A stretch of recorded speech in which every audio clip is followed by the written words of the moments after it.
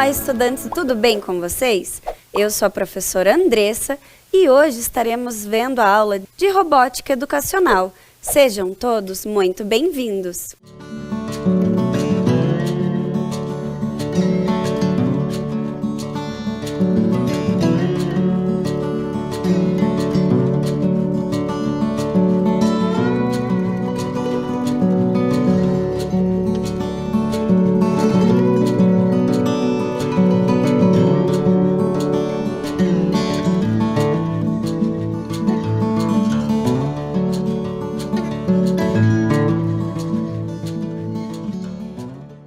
Então hoje nós daremos continuidade à nossa aula anterior sobre as Olimpíadas e a robótica. Mas antes de darmos continuidade, eu gostaria que vocês vissem esse vídeo, que foi a abertura das Olimpíadas de Tóquio 2020. Tiveram vários drones que fizeram inúmeras representações sobre as Olimpíadas. Vamos conferir?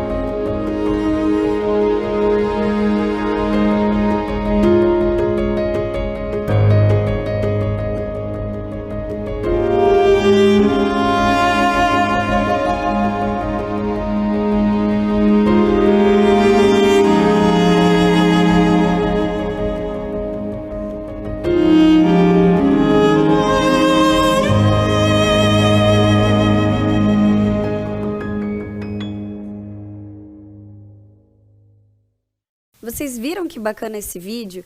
Eles representaram os símbolos das Olimpíadas e também o símbolo das Olimpíadas de Tóquio.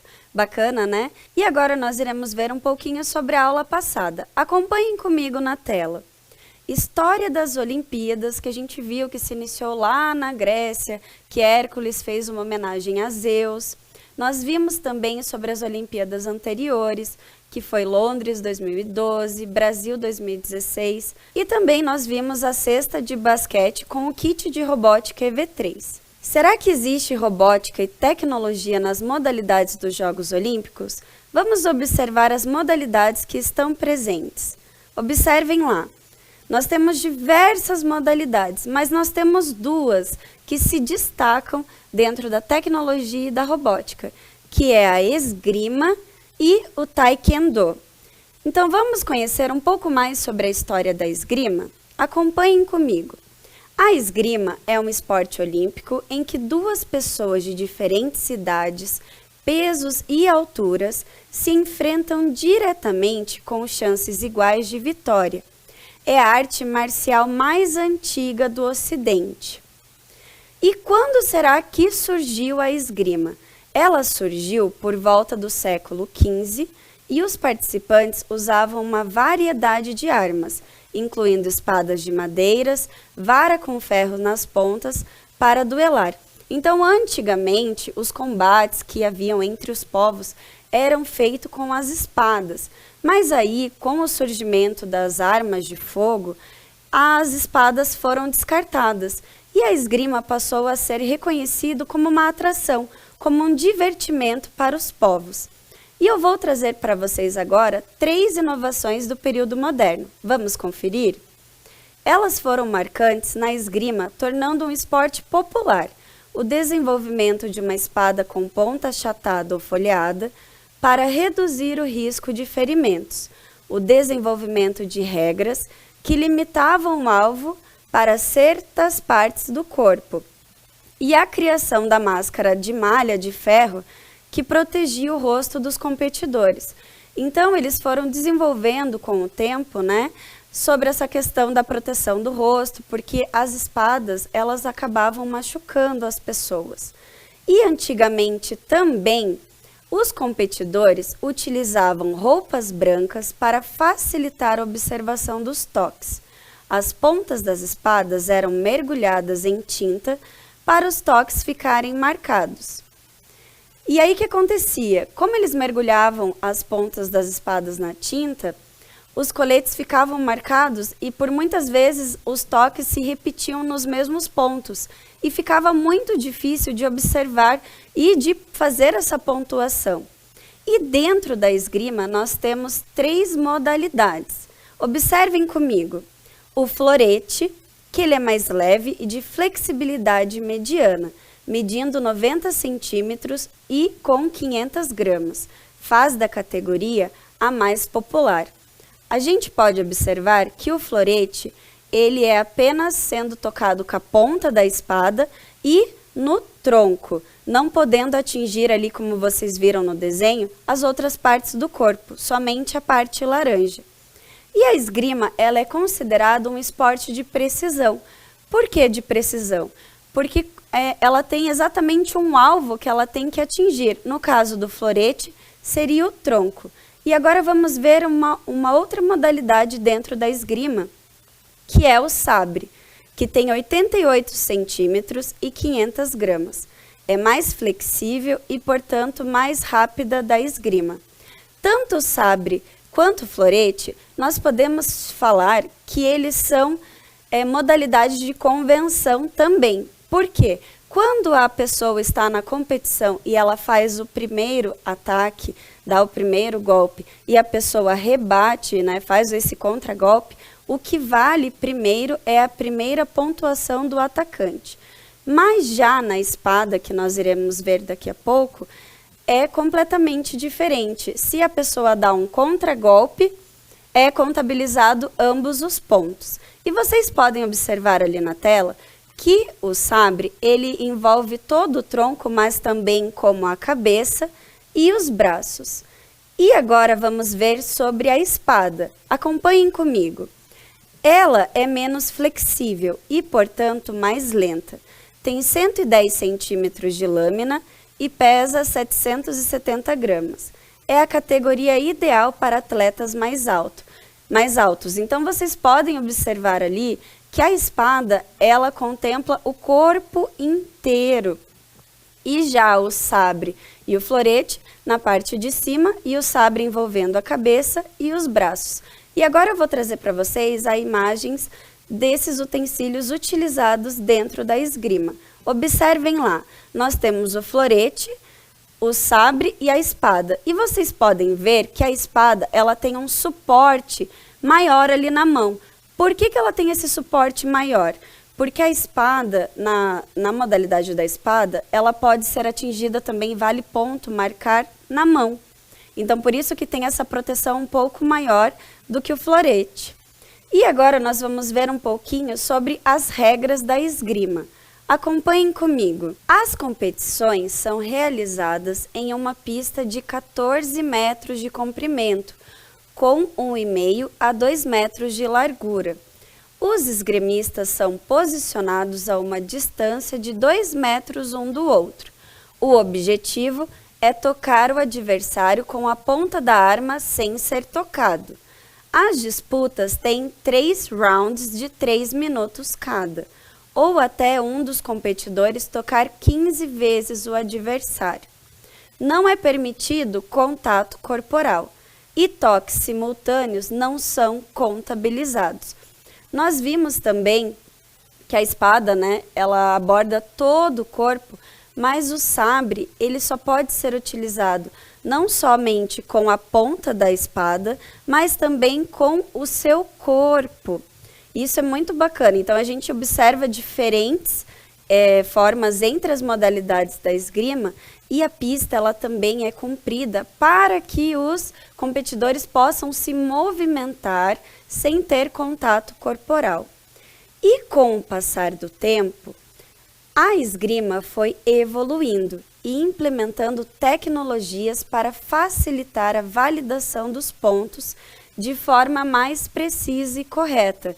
Imaginem se ainda estivéssemos lá antigamente, quando eles molhavam as espadas com as tintas, ficaria muito mais difícil de fazer essa contagem dos pontos. E com o passar dos anos, as tecnologias foram realmente inovando a esgrima. Vamos conferir. Na esgrima elétrica, há sensores conectados nas pontas das espadas, que mostram se o esgrimista foi tocado. O colete possui filamentos elétricos. Os árbitros têm acesso a imagens de alta definição e até em câmera lenta, para verificar a quantidade de pontos. Então, a gente pôde observar o quanto a tecnologia auxiliou a esgrima. E nós vimos na aula passada o vídeo da atleta Amanda Simeão.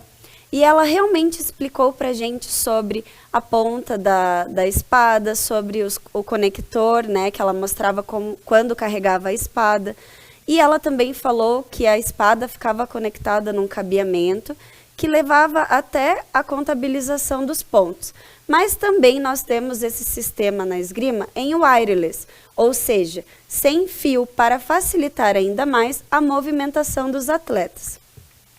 E agora, para a gente dar continuidade à nossa aula, nós iremos ver o vídeo da atleta Ana Beatriz Bulcão. Vocês poderão observar que ela irá trazer para nós diversas palavras diferentes que ainda não vimos dentro da esgrima. E também ela irá se referir às espadas, aos objetos utilizados na esgrima como arma, mas ela não está se referindo à arma de fogo, tá bom, pessoal? Então vamos conferir o vídeo? Armas, né? O florete, o sabre e a espada. Você é do florete, né? Como florete. Você falou no vídeo anterior, né? Basicamente, nas 3 armas eu uso uma roupa de proteção, né? Que é de material especial para que não tenha nenhum acidente. É uma roupa branca. E aí, fora isso, por baixo também do braço, as mulheres protetor de seios, tudo isso.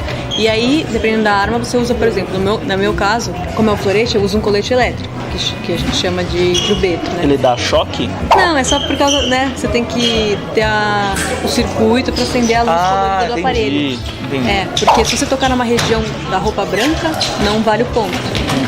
Então você usa o colete para distinguir. Então se você toca no braço, acende a luz branca. Se você toca no colete, acende ou verde ou vermelho. Não sabe, você também usa um colete na região válida, que é da cintura para cima. E a máscara também, ela é condutora. Ela também é metalizada. Assim. Na espada não, na espada você não precisa, porque qualquer lugar que você tocar é ponto. Então você só tem a roupa branca e onde tocar tá valendo. Qual que era o nome dessa... É o jubeto. Ribeto? É, o jubeto. Jubeto. Isso. Jubeto. A gente chama de colete elétrico, mas no Brasil a gente chama de jubeto. Jubeto. Será que você pode mostrar então esses Claro. equipamentos pra gente? Aqui, esse aqui, eu falei, o colete elétrico. Esse aqui é a parte de trás. Esse é o seu, na verdade, o seu uniforme, né? É, que eu uso pra competir, né? Tem que ter o sobrenome atrás e o país. Este é o elétrico. Isso. Mas como que é? Não tem nada aqui que é... É o material que ele foi costurado, Ah, ele tem Isso. Ah, entendi. Ele conduz, quando você coloca o fio, né? Que você passa um fio aqui por dentro, liga no florete. E aí você conecta o fio no colete aqui, antes de conectar no aparelho. Que tem outra tomada que sai pra você conectar no aparelho que acende as luzes. Ah, entendi. Tem também a roupa branca, né? Que é essa que você usa, a jaqueta, que é parecida, só que não tem as mangas. E a Essa calça. que vai por baixo. Isso, vai por baixo. Nossa, ela é pesada, né? É, pra proteger tem que ser. Ela é feita do material, né? Que é feito com coisas à prova de bala, né? Que Ah, é? É. Ah, interessante isso, Por hein? isso que não tem acidentes, né? Ah, tá, entendi. Já tiveram alguns no passado, aí tiveram que melhorar, né? E essa então é a calça, né? Sim. Por que ela tem um bolso? É pra colocar... Na verdade não, é porque como a gente usa o fio, ele às vezes fica pendurado, aí acho que é meio que pra guardar pra não ficar pendurado, enrolar nos lugares, entendeu? Aí tem o fio de máscara e o fio de corpo, que a gente usa que passa por dentro, como eu expliquei. Tem esse e tem pra máscara. Eu não conheço esse tipo de tomada. Essa lá da tomada ele encaixa no aparelho, que acende lá no sinalizador. E esse aqui é que você encaixa na tomada do florete, ou do sabre, da espada. Todas são parecidas, assim, só da espada que é diferente. E aí, esse aqui, que a gente chama de jacaré, a gente liga no colete, pra poder criar, né, um circuito pra poder conduzir. Tem a mesma coisa na máscara, né? Porque, por exemplo, no sabre, que você varia a máscara, você tem que ligar aqui e conduzir também. Porque às vezes pode levantar e não acender. No florete, a gente tem essa máscara aqui. Que também, essa parte que cobre o tronco é válida. Então por isso que aqui é metalizado. E essa aqui é a minha máscara de competição. Uau, legal, hein? É que é muito engraçado, né? Porque quando eu vejo da TV, né, as competições de esgrima, Eu tenho a impressão de que vocês não enxergam nada, né? Mas pelo contrário, né? Dá pra enxergar bem aqui, né? Esse você mandou fazer ou foi assim a delegação que fez Não, pra não. você? Na verdade, você tem um padrão que você pode usar de desenho de competição internacional. Tem que ser a bandeira do seu país. Ah, tem que ser? Tipo, você não pode usar qualquer desenho numa competição oficial, não. Você não pode fazer cara assim. Não sabia disso. Não, na competição internacional não pode. E aí você tem que usar, se você quer usar a bandeira do seu país, você tem que pedir, né, autorização lá para a Federação Internacional, manda um desenho padrão, eles aprovam e aí todo mundo tem que usar o mesmo. Quem quiser, senão é obrigado. Senão você usa só preto. Isso, só preto. Você pode pintar às vezes de outra cor. De outra cor você pode, agora um desenho assim, qualquer não. Mas um desenho assim não pode ou atrapalhar ou sei lá, ajudar o adversário? Não, no começo eu acho que as pessoas estranharam um pouco. Porque tinha algumas equipes que usavam. É um pouco intimidável, eu acho. Entendi. Mas acho que agora já tá todo mundo meio que acostumado, todo mundo tem já. Aí no florete a parte daqui não vale, né? Não. É só daqui, daqui, ó, pra baixo, né? Do tronco. Entendi. Qual que é a diferença entre as três categorias em relação à arma? Esse é o florete, né? Esse aqui é o seu florete, né? Ele parece um gatilho, né? Isso. Esse é a empunhadura. Na verdade, você tem vários tipos de empunhadura. Essa aqui a gente chama até de pistolinha, né? Porque parece como você segura uma pistola. Mas você tem a empunhadura francesa também, tem outros tipos. Esse é pra destro ou pra canhoto? Essa é de canhota porque eu sou canhoto. Então, tá. é assim, segura com a esquerda. Assim, desse jeito. Isso. Tá. Aqui você tem na ponta, aqui também, na mola toda. Aí, tipo, pra você valer o toque, você tem que apertar com um peso de 500 gramas pra fechar o circuito e aí sim acender a luz. Acionar aqui o, Isso. Né? O circuito. Aí acende a legal. luz. Aí tem também o sabre, Certo. que aí você pode tocar. Isso aqui você só pode tocar com a ponta, o florete, tá? O sabre você pode tocar com um lado da lâmina e com a ponta. Você vai ver que a ponta é diferente, que não tem esses. Não tem o botãozinho, Não, né? porque você pode tocar com um lado. Tá. Entendi. E aí eu vi que é um pouquinho maior, né? Essa parte aqui. Como que chama essa parte aqui? É o copo, a gente chama de copo. Copo. Mas não dá pra beber nada nele, né? É pra proteger a mão, né? Aqui é válida no sabre. Posso dar uma olhada nesse? Isso aqui parece muito aquelas espadas dos Três Mosqueteiros, né? Começou com sabre, na verdade. Sabre, entendi. Nas cavalarias, assim, tudo sabre. Essa aqui é a espada.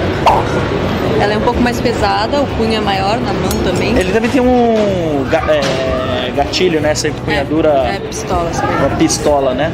É comum você ver também o punho francês na espada. É mais comum do que nas outras armas. Certo. E aí esse aqui também tem um botãozinho, né? Sim. Essa aqui é a espada. Isso. Ela pode atingir qualquer parte do corpo, né? E aí esse copo também ele é grande, né? Pra proteger a mão, né? Porque a mão é também um lugar válido, né? Isso mesmo. O perfil dos atletas, eles mudam também conforme as categorias, né? Muda um pouco. Então, hoje em dia não tem muita diferença, mas existem algumas características que não saem muito da esgrima. Por exemplo, na espada, como é uma arma onde vale qualquer lugar que você tocar vale um ponto, você usa muito mais estratégia, usa muito mais o tempo para realizar suas ações.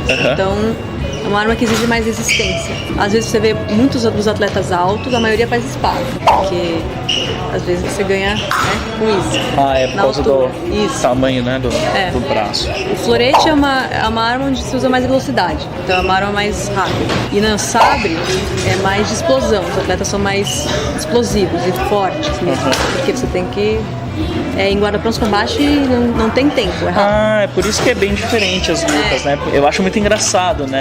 Algumas lutas que, sei lá, dura 2 minutos a luta. Aí tem outras que, como você falou, são mais estratégicas, demoram ali uns 15, 20 minutos, né? Isso.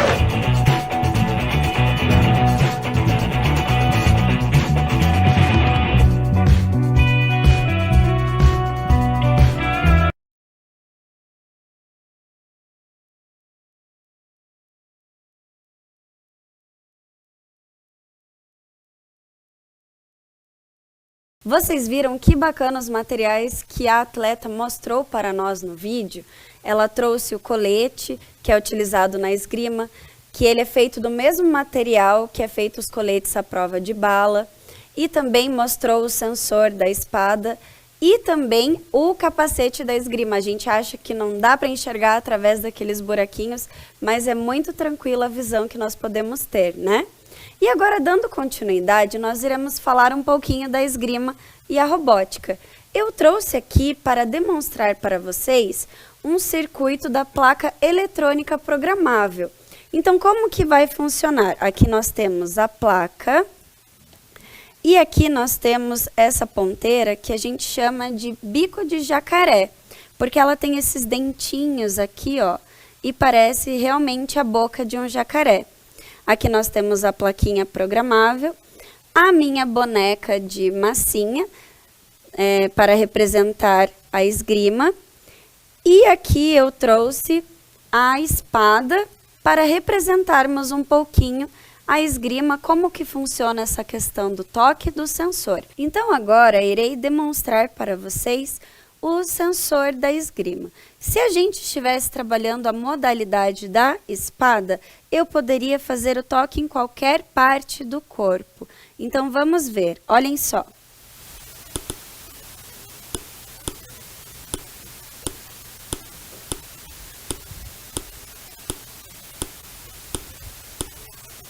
Vocês viram que interessante e é sempre importante a minha mão estar segurando o bico do jacaré para fechar essa condução de energia que a placa executa. E agora nós iremos ver a programação. Acompanhem comigo. Nós realizamos essa programação dentro do Scratch.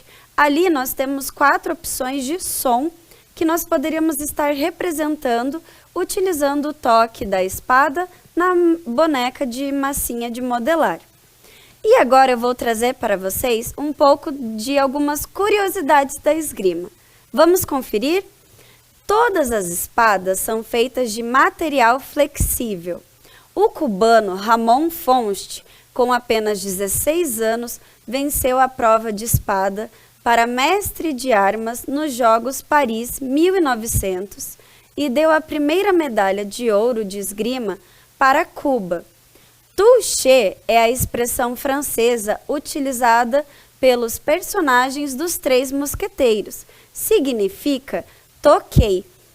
Então, o cubano Ramon ele trouxe a primeira medalha de ouro para a América Latina e o toucher não só era utilizado pelos personagens, mas como também há muitos anos atrás eles utilizavam essa forma de expressão para significar que eles realmente haviam tocado o oponente. E nós vimos que dentro das modalidades, 2 se destacavam, que era a esgrima e o taekwondo. E agora nós iremos conhecer um pouco mais sobre o taekwondo. Teve sua origem na Coreia do Sul e foi desenvolvido pelo mestre sul-coreano Choi Hing-hee em 1955. A palavra taekwondo significa caminho dos pés, das mãos e do espírito. Então, há muitos anos atrás, houve a Segunda Guerra Mundial e o Japão ele acabou invadindo a Coreia do Sul. E por muito tempo, o taekwondo não foi contemplado. Se eu não me engano, em cerca de 39 anos, ele deixou de ser abordado dentro da Coreia do Sul, devido ao Japão ter vetado qualquer possibilidade de artes marciais. Mas teve alguns mestres que deram continuidade nesse treinamento. E aí, olha só que bacana, com o tempo foi evoluindo esse treinamento e com o fim da Segunda Guerra Mundial, esse coreano, Choi Hing-hee, ele realmente conseguiu implementar e melhorar, e assim surgiu o taekwondo. E dando continuidade, no último século, esse esporte se consolidou nos Jogos de Sydney em 2000. O Brasil já ganhou disputas tanto na categoria feminina quanto na masculina.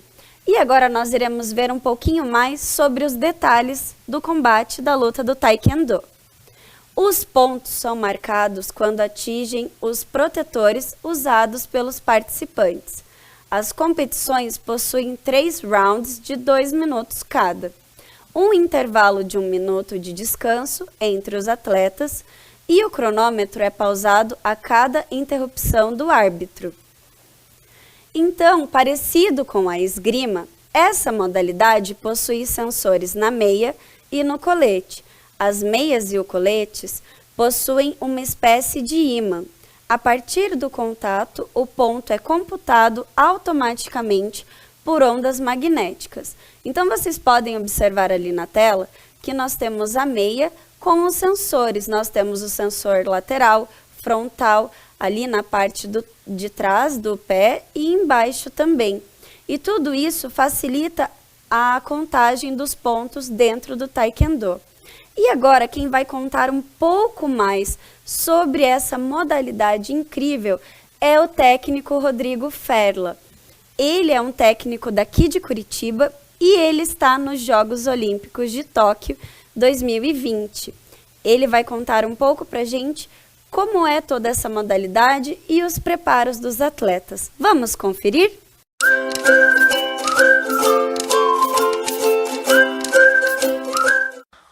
Olá, eu sou Rodrigo Ferla, técnico da Seleção Brasileira de Para Taekwondo, modalidade que vai estrear nos Jogos Paralímpicos de Tóquio. Eu comecei no esporte, no Taekwondo, em 1988, meu primeiro campeonato nacional foi em 1992 e em 93 exatamente foi quando eu escolhi para mim viver do esporte, ser um atleta. Eu tinha apenas 13 anos de idade e o que me impulsionou, além do prazer de competir, foi saber que minha modalidade estava pleiteando para ser uma das modalidades oficiais dos Jogos Olímpicos. Isso foi confirmado já em 94. Então isso em mim alimentou o sonho de ser um atleta olímpico, sabendo que o Taekwondo faria sua estreia em Sydney 2000. A minha carreira esportiva começou de fato em 92, quando eu fui campeão brasileiro infantil pela primeira vez. Em seguida, eu fui participando de mais eventos nacionais. Em 94, meu primeiro campeonato internacional. E fiz parte de todas as categorias na seleção brasileira. Juvenil, adulto, universitário e olímpica, na qual fui atleta reserva nos Jogos Olímpicos de 2004.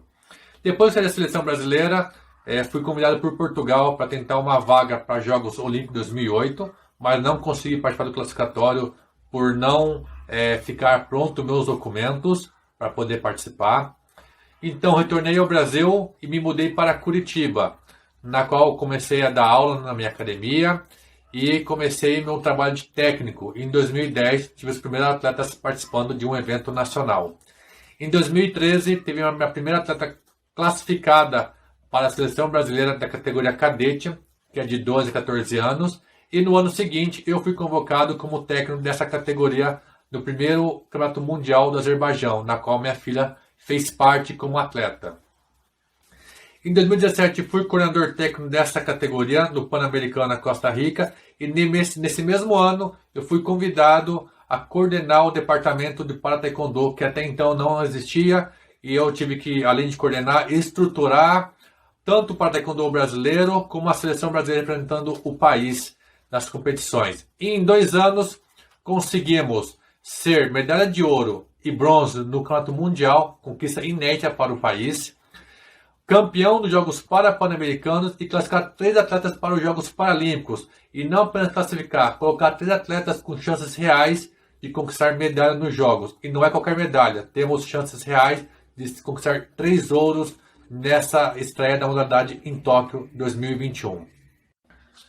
Por conta da pandemia, nós tivemos nosso planejamento todo alterado. Ano passado, nós não conseguimos reunir a seleção para treinamento, por conta de vários fechamentos de cidades, academias, já que cada um mora em uma cidade. E esse ano, para facilitar, eu trouxe as 2 atletas classificadas, Débora e Silvana, para morar em Curitiba, para ficar mais próximo de mim. E o atleta Natan, que mora em Santos, ele fica treinando entre Santos e Curitiba. Então isso facilitou bastante o nosso planejamento. Tivemos que também cortar algumas viagens internacionais, mas isso não atrapalhou em nada, porque nós mantivemos treinamento de alta qualidade e o que mostrou que a gente estava fazendo um bom trabalho foi o resultado dos últimos campeonatos, que foi o Pan-Americano e o Asia Open, onde ganhamos o Pan-Americano e tivemos medalha no Asia Open, ganhando de atletas número 1 e número 2 do ranking mundial. Realmente estamos treinando em ritmo intenso, agora é a parte final do treinamento, estamos com as informações dos últimos campeonatos, do que nós fizemos, o que deu certo e o que não deu certo, para estar ajustando nesses últimos 2 meses antes da estreia da modalidade. E o para taekwondo, assim como o seu equivalente olímpico taekwondo, ele usa-se vários dispositivos eletrônicos de competição. E no nosso caso, nós temos o colete eletrônico, aonde isso, desde essa implementação, facilitou muito a vida dos atletas e da arbitragem, pois todo o contato no colete de pontuação é de forma eletrônica, não tem interferência da arbitragem externa. E, além disso, quando há alguma coisa a se considerar com a arbitragem como uma falta, eu, como técnico, eu posso pedir um cartão e pedir a solicitação do vídeo replay para ver se a falta que o técnico deu, que o árbitro deu, ela realmente aconteceu ou não, cancelando a falta ou também aplicando a falta para o adversário. Então, taekwondo, por ser uma luta, é um esporte de contato com uso de tecnologia já há quase 10 anos, o que elevou muito o nível das lutas e diminuiu muito o nível de interferência da arbitragem. Para o conhecimento de todos, o para-taekwondo ele é praticado por atletas com deficiência de membros superiores, então é a ausência do braço por amputação ou por dismelia. E diferente do seu contraparte olímpica, ele não vale chute na região da cabeça, somente chute na altura do tronco. Então quem fizer mais pontos durante 3 rounds de 2 minutos, ele é o campeão da luta. Ou avança de fase ou é campeão se for numa luta final. Então essa é a grande diferença do taekwondo para o para-taekwondo. E para encerrar, eu sempre digo que o que eu faço não é um trabalho para mim, é um lazer. É uma gratidão, uma diversão para mim. Porque eu escolhi viver o esporte com 13 anos de idade e isso foi muito forte para mim. Hoje eu vivo do esporte, fui atleta, tenho uma academia, sou técnico esportivo e o taekwondo me abriu muitas portas. São 32 anos de prática do taekwondo, onde eu já fiz mais de 40 viagens internacionais, conheci mais de 30 países. Então isso é um enriquecimento para mim como pessoa, foi uma escola de vida, porque eu aprendi muitas coisas nesse intercâmbio cultural que o taekwondo, que a minha profissão me proporcionou. Então, quando você quer alguma coisa, quando você tem um objetivo na sua vida, não importa a sua idade, você tem que batalhar, correr atrás, pois quando você tem sucesso e você consegue, nada é mais gratificante que isso. Então, para o pessoal, foi um prazer estar falando com vocês, falando um pouco da minha história, um pouco da minha modalidade e peço a todos torcida para o Brasil nos Jogos Paralímpicos.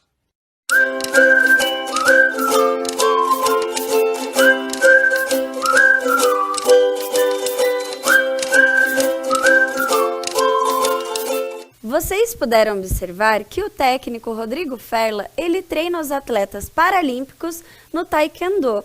E falando em Paralimpíada, nós iremos conhecer um pouco mais sobre a história das Paralimpíadas e dos Jogos Paralímpicos. Observem comigo. Em Roma, em 1960, ocorreram as primeiras competições esportivas para deficientes físicos. Estas incluem atletas com deficiência física, amputações, cegueira ou paralisia cerebral e deficiência intelectual. 400 atletas de 23 países competiram em provas exclusivas para usuários de cadeiras de rodas neste ano. Então, agora, para vocês compreenderem um pouco mais como foi esse processo, essa construção das Paralimpíadas, nós iremos assistir um vídeo que tem diversas imagens que fazem parte da história e contam como tudo aconteceu. Vamos ver?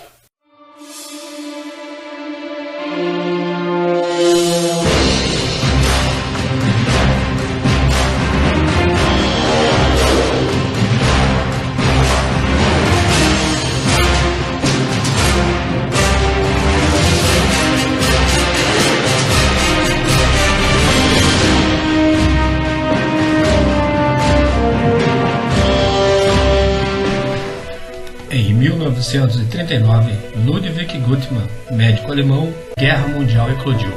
Então Winston Churchill pediu-lhe também por isso que criasse em 1944, no hospital de Stoke Mandeville, em Londres, um departamento para cuidar dos soldados que sofreram esse tipo de lesão. Gutmann prontamente aceitou. Em Stoke Mandeville, o desporto passou a fazer parte do tratamento das lesões na coluna vertebral e acabaria por dar origem aos primeiros Jogos Paralímpicos da história. Eles aconteceram em 1948, precisamente em Stoke Mandeville, e tiveram Gutmann como organizador. Eram apenas 16 atletas e o desporto um só, o tiro com arco.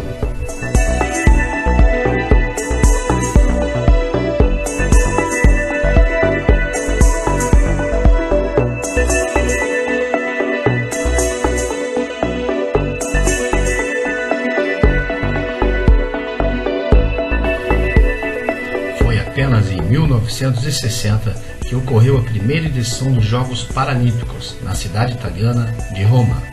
Esse evento chegou a reunir 400 atletas de 23 países diferentes.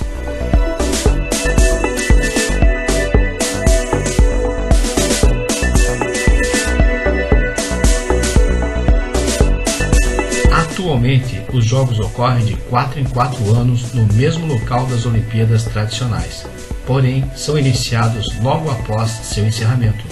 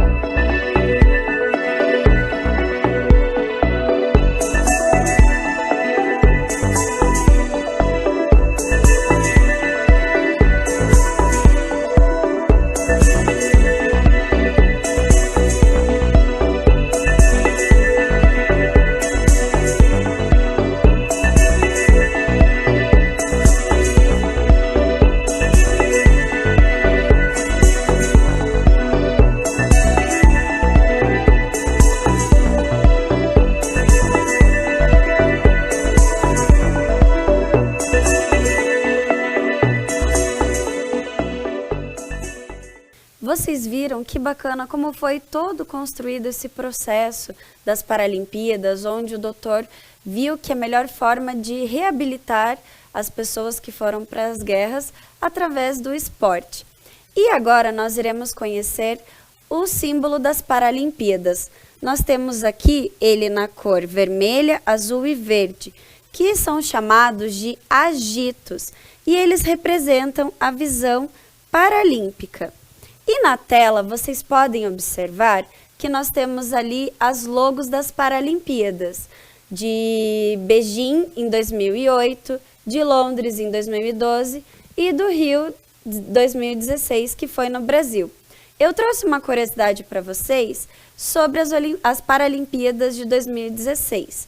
Observem lá, nós temos um total de medalhas do Brasil em Paralimpíadas, que foram 87 em ouro, 112 em prata e 102 em bronze. Então foram bastante medalhas. E eu trouxe também para vocês as apresentações e as aberturas das Olimpíadas de 2016, das Paralimpíadas. Foi representada por essa atleta, a Amy Purdy, e ela realizou uma dança com um braço mecânico. Muito legal, né? E dando sequência, nós retomaremos Tóquio 2020, só que para falar das Paralimpíadas. Vocês lembram que na aula passada nós tivemos diversos robôs que iriam auxiliar as Olimpíadas? Nós também temos nas Paralimpíadas esses dois robôs, que são o HSR e o DSR. Esses robôs servem para auxiliar as pessoas com deficiências. O comitê prevê que os robôs ajudarão mais de 1.000 participantes nas Olimpíadas e Paralimpíadas em Tóquio. Então nós temos ali o robô de suporte humano, que ele auxilia a carregar os materiais e coisas das pessoas. E também nós temos o robô delivery, que auxilia na entrega da alimentação. E agora, para contar um pouco mais sobre as Paralimpíadas, nós temos o atleta Ronan Cordeiro, que ele foi inclusive um aluno da Rede Municipal de Curitiba, e ele traz para a gente a modalidade que ele pratica, que é o triatlo. Vamos conferir?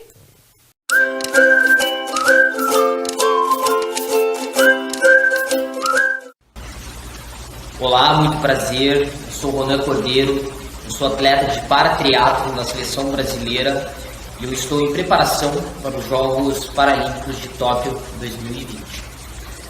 Vou começar falando sobre a minha história. Tenho 23 anos, eu nasci em Curitiba, eu nasci com uma má formação congênita no meu membro superior esquerdo e desde muito cedo fui inserido ao esporte, no começo muito como meio de inclusão, e só que logo comecei a gostar muito porque o esporte transforma a vida das pessoas, ainda mais das pessoas com deficiência. O esporte acabou me tirando muito a timidez que eu tinha muita vergonha de ser diferente. E na natação é um esporte que a gente tem que expor o corpo, então isso me ajudou muito, onde eu tive que expor a minha deficiência e acabou sendo o meio de superação. Logo comecei a me destacar muito e percebi que eu poderia me destacar no esporte e logo percebi que era isso que eu queria para a minha vida. Eu comecei na natação adaptada, uma professora no ensino médio, ela viu o meu talento e me chamou para participar de uma competição a nível escolar, onde eu me tornei campeão escolar por 3 anos seguidos, os Jogos Escolares. E com 17 anos eu subi para o profissional, fazendo campeonatos brasileiros, campeonatos internacionais pela natação, e onde para eu alcançar algo a mais eu tinha que migrar de esporte ou pela natação eu não conseguiria. Então, onde um técnico também, ele me levou para o paratriatlo, e onde logo eu consegui entrar na seleção brasileira, fui chamado para me destacar, muito porque eu tenho as características físicas, biológicas, fisiológicas do esporte. A minha deficiência é predominante na minha classe, é PTS 5. E hoje estou em luta do meu sonho, conseguir estar nos Jogos Paralímpicos. Eu estou em preparação aqui em Rio Maior, em Portugal, no centro de treinamento de triatlo, e me preparando muito. Hoje exatamente é um mês para minha viagem para Tóquio, e dia 29, espero que todos torçam aí, e se Deus quiser vou fazer uma excelente prova e trazer esse resultado para o Brasil. Um forte abraço e tchau, tchau.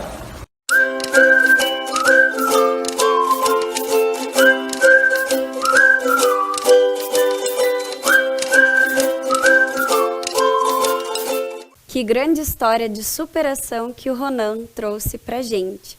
E eu gostaria de agradecer tanto o atleta Ronan como o Rodrigo Ferla por terem contribuído com as nossas videoaulas. E eu vou ficando por aqui e até a próxima aula. Tchau!